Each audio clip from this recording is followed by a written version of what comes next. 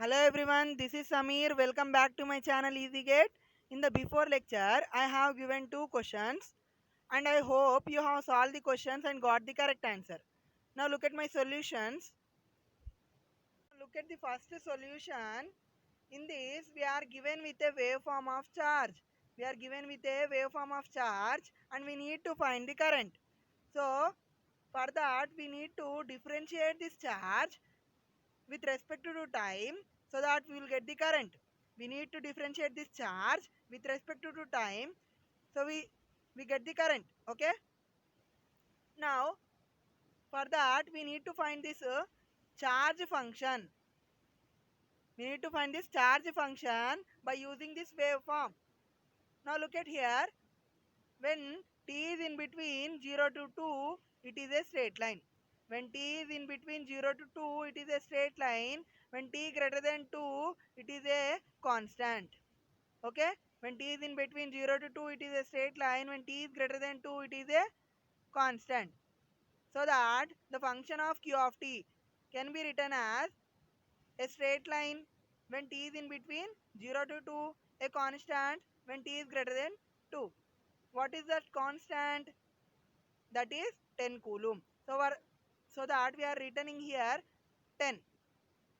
Now we need to find this straight line equation. It is passing through 0. That means it is in the form of y is equal to mx. Here y is nothing but q of t and x is nothing but t. And we need to find only slope. Now you take 2 points on the straight line, that is 0, 0. Another point is 2, 10 and find out the slope. We will get the answer as 5.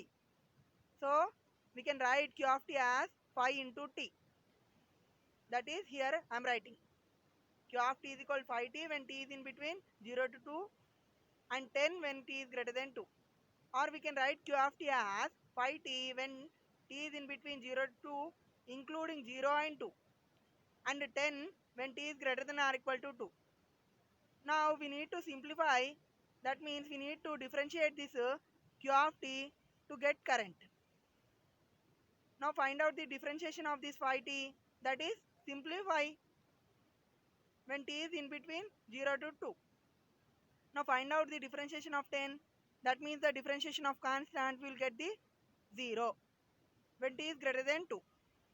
We cannot include the 0 and 2 and this here also we cannot include 2 because in this waveform we will get a discontinuity. But we cannot get the discontinuity in the charge waveform.